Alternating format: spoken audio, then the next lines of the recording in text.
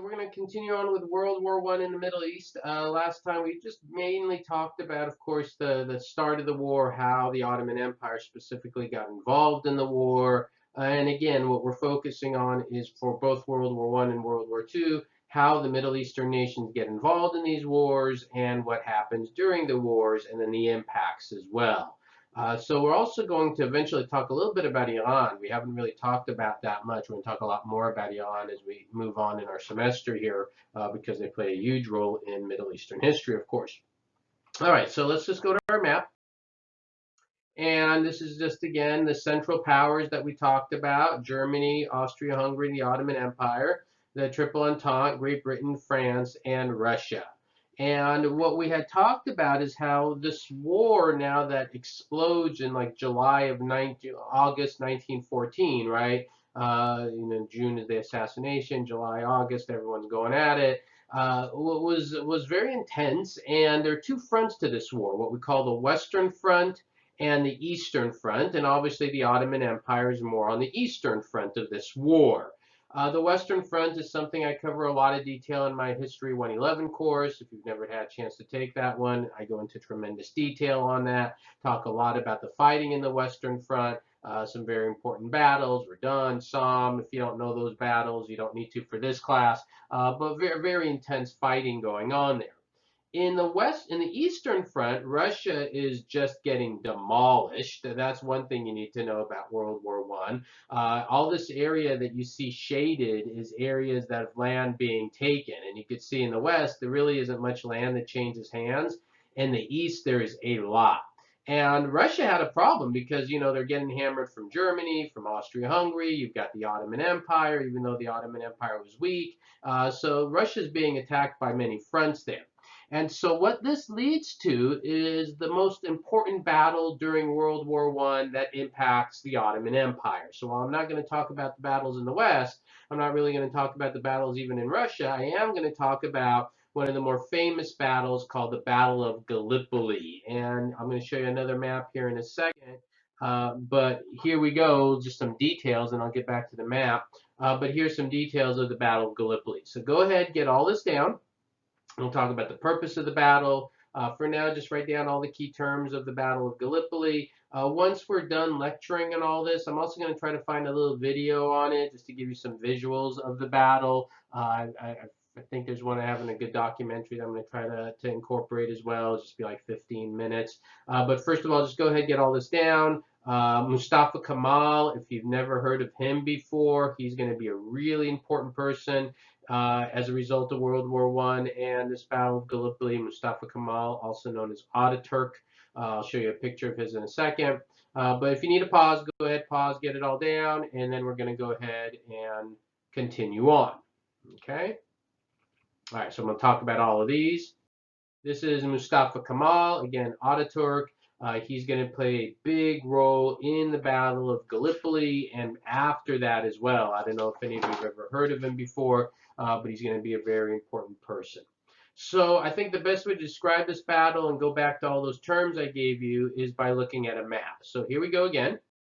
So this is a slightly different map. It's a little bit more of it's black and white, but it still kind of gives you the information you need. So Gallipoli is down here, right? It's right over here, and it enters into the Black Sea. There's the Straits of Dardanelles, right? Those were one of the key terms I gave you there. And the Strait of Dardanelles is what gets you through Gallipoli, and then here is Istanbul, if you remember, right? So there's Istanbul, which was the capital of the Ottoman Empire up to this point. And then here you have the Black Sea. So what's the deal? What's the deal with this specific Battle of Gallipoli? Why is it fought? What happens during the battle? Let me explain some stuff. So here you see again Russia. And I like this map a little bit more for us because you can see more of the Middle East area here. And you see the entire Ottoman Empire here, and here's Russia. Russia, as you can see, is getting hammered, right? Russia's getting hit by Austria-Hungary. They're getting hit by Germany. They've got to fight the Ottomans. Sometimes we talk about World War I being a two-front war for Germany because they've got France on one side and Russia on the other side. Well, Russia's got a two-front war as well. They've got the Ottoman Empire and Germany and Austria-Hungary. And so there was a lot of concerns that the Ottoman Empire, that Russia was going to be soundly defeated. And this worried the British and the French. Why? Because if Russia is smashed, then what that means is Germany and Austria-Hungary don't have to waste resources on Russia. They could use all their resources against France and England. So the major purpose of the Battle of Gallipoli was to put an assault against the Ottoman Empire, to weaken the Ottoman Empire, to try to break the Ottoman Empire so they couldn't fight Russia.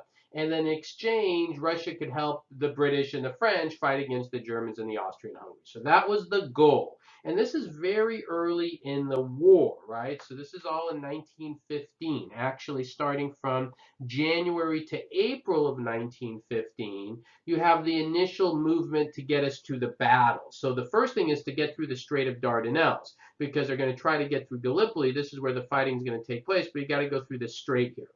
The forces that are going to fight against the Ottomans at this battle are going to be what we call the British forces are there, but also the Anzac forces. That was again another term I gave you. And the Anzac are the Australian and New Zealand forces, and so they were part of this as well. So you have the Australian, New Zealand forces, you have the British forces there, and they get through the Strait of Dardanelles. That takes them months, and then the battle itself went from April of 1915 until January of 1916, right? So the battle itself, April, May, June, July, August, September, October, November, December, the battle itself is almost like 9-10 months, right? It's kind of crazy to think of one battle being that long. And what happens at this Battle of Gallipoli, it's kind of a little bit like the Western front of fighting, where you fall into kind of this trench warfare, and both sides dig in, and they start just, intense right on top of each other fighting. And Mustafa Kemal apparently really led the Ottoman forces incredibly well at this battle.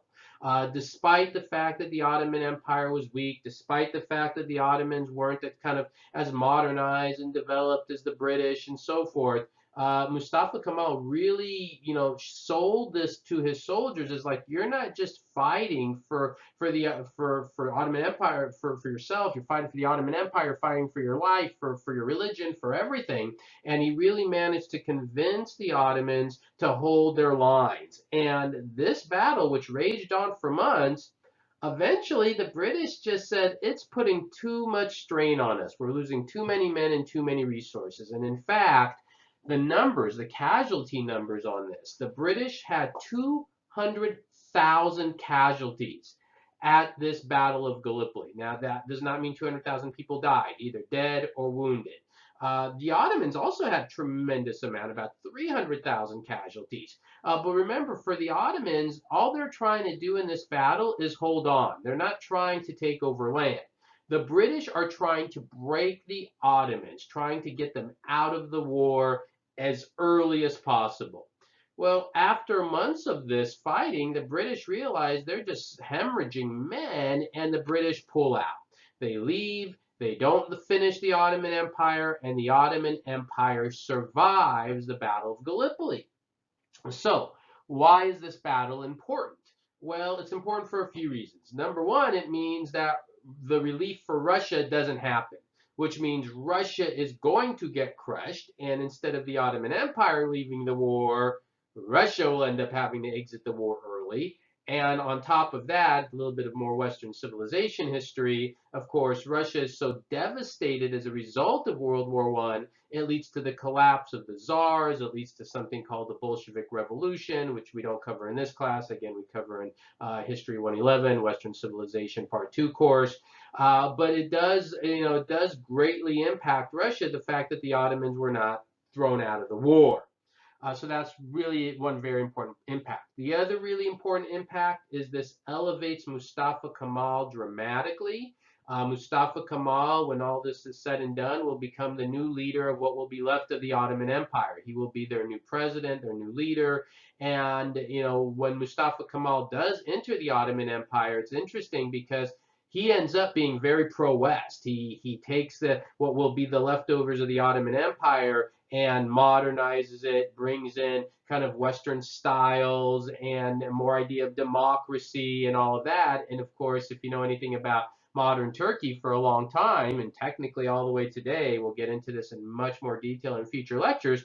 Turkey and the United States have been allies, right, all the way through the Cold War. It's not always a smooth alliance system, and we'll talk about reasons for that later. But the reason even Turkey ends up being allied with the United States and at the end of all of this is because of Mustafa Kemal, because he wants a more democratic, secular Turkey as opposed to, some of the other Middle Eastern nations, which are really strong theocracies, right? He's like, no, I don't want Turkey to be a theocracy. And again, we're going to explain this in more details later on. For now, the key point is it elevates Mustafa Kemal. And I think the one last impact of the Battle of Gallipoli I want you to know is that it just drags the World War I much longer. If there was never a Battle of Gallipoli, or if the Ottomans fell, World War I may have ended faster. You may have not had quite the casualties that World War I will have. It's one of those what ifs. We don't know for sure. But what we do know happened is, again, it crushed Russia, it hurt Russia a lot, and we know it elevated Mustafa Kemal. So those are a few details about the Battle of Gallipoli, right? So make sure you got all that down. And then again, I'll try to find a little video for you to watch as well. That kind of gives you some images of the fighting, and it's pretty good stuff. I should be able to find something for you as well. Okay? So anyway, so that's the Battle of Gallipoli that you want to know about. All right, so I hope that's clear. And now we're going to move on to our next topic of World War I in the Middle East, and that's the question of the Armenian Genocide. All right, so what is the deal with this? I would hope by now you've all heard of this. And I'm going to talk about this on a map. I want you to get all this information down. So first go ahead, get all this information down, and then I'm going to show you a map and talk about it. What ends up happening here. All right, so take a minute. If you need to pause it, but make sure you just write all of this stuff down and then I'll explain. Okay? All right, so the Armenian Genocide. So the Armenian community, we mentioned in another lecture, was a Christian community living inside of the Ottoman Empire. Primarily this kind of area circled, they border Russia and the Ottoman Empire. And they are a Christian community. The Ottoman Empire is a Muslim civilization, and the Armenians had wanted their independence just like the Greeks, just like the Egyptians, just like other people. The Ottomans were not really willing to give up this area, especially leading up to World War I, because of this conflict with Russia. And so the Ottomans said no. And there was some conflicts and some rivalries, and then when World War I broke out, the Ottoman Empire, later to become known as Turkey, decided, well, there's an easy way to deal with this Armenian problem of them demanding an independent state. We'll just murder them all. And this is where you get to the Armenian Genocide. In 1915, Talat Pasha and the Young Turks were responsible for this. There's no ifs, ands, or buts about this. Passed that law. Again, I never can pronounce it well, but it's the Tehcir Law, Tehcir. I apologize, I don't know the exact pronunciation of that law, but it stated that all Armenians living in the Ottoman Empire should be, quote unquote, resettled due to the war. Well, what that was of course, not just resettling them and moving them, but rounding them up and murdering them. There were some Armenians who even tried to convert to Islam just to avoid what Talat Pasha was doing. But Talat Pasha did not even give that as an exemption. He said, if you are a known Armenian, you will be resettled. They were taken and they were slaughtered. Now, we don't know how many were killed. We don't have exact numbers of this. I've seen estimates from 500,000 on the low end to 1.5 million. I think a pretty accurate number is 1 million. The reason we don't know exactly, maybe even more than 1 million, is because we don't have good numbers, census numbers, of how many people were there before. We know how many people were there after, but we don't know how many people were there before. And so we have kind of guesstimates on that. But we do have a lot of documentation on this. We have images, we have stories, we have primary sources. And another thing I want to show you is a documentary.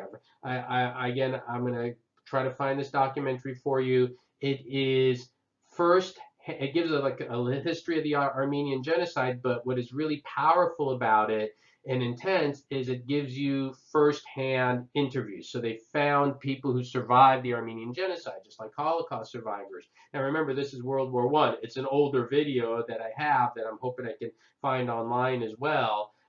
And it's interviewing people who were like 100 years old, and they were interviewing them years back, and as children, what they experienced going through the Armenian Genocide. So we know it happened.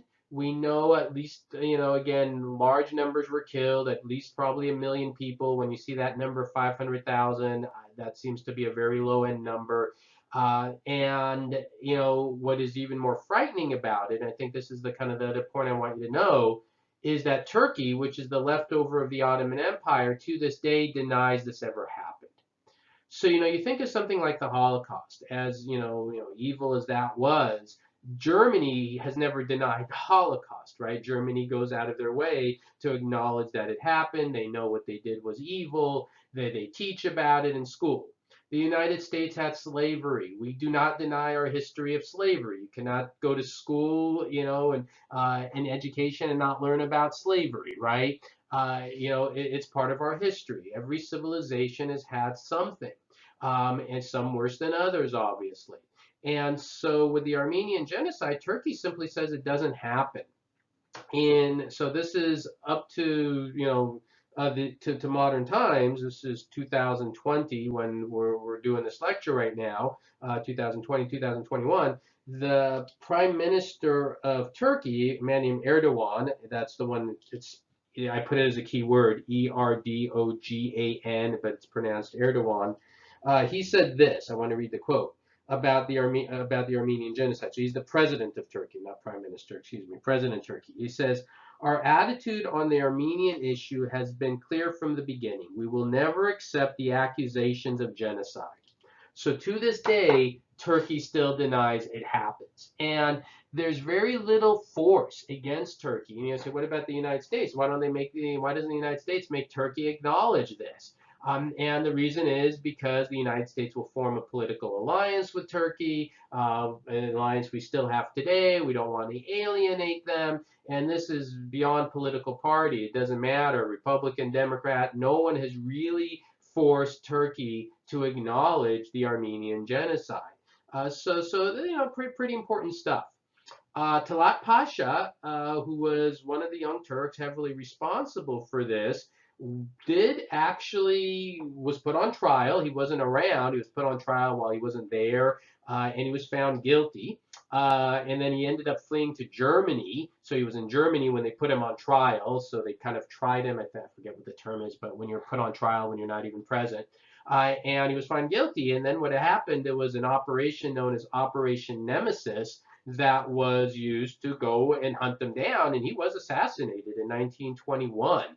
And he was assassinated by people who wanted to punish him for the Armenian Genocide. It's like, the people who hunt down the Nazis who committed the World War II genocides as well. So you have that. So this is a very important topic, and it is something, again, that I really emphasize, not only because it's a genocide, but because Turkey denies it ever happened. So I do want you to know about it. I do want you to be aware of it. And, again, I'm going to try to find that documentary for you as well to watch to really give you those firsthand accounts of it. All right, so I hope all that's clear. So that's all during the war as well. So, oh, and one other question sometimes comes up, because with Mustafa Kamel, who I just talked about, I've researched this a bit, and apparently Mustafa Kamel, he was not involved in this Armenian genocide. This was more something the Young Turks were doing. Mustafa Kamel was a military general fighting in Gallipoli, but I haven't seen this kind of connection between them, because that's a question that does come up. Of course, if I ever find anything new on that, or if anybody does, that's always getting new information. All right, regardless, where are we in the war now? So now the war, World War I, drags on. It's the Ottoman Empire is still in the war. Turkey's in the war. The Ottoman Empire, the British, the French, they're fighting. What finally brings an end to World War I? And then what happens to the Ottoman Empire as a result? Well, what finally brings an end to World War I is what we're going to talk about next lecture. and then the after effects, the impacts of World War I, we'll also cover in our last lecture here on the war. So we got one more lecture on World War I in the Middle East, and we'll put that together next. All right, thank you.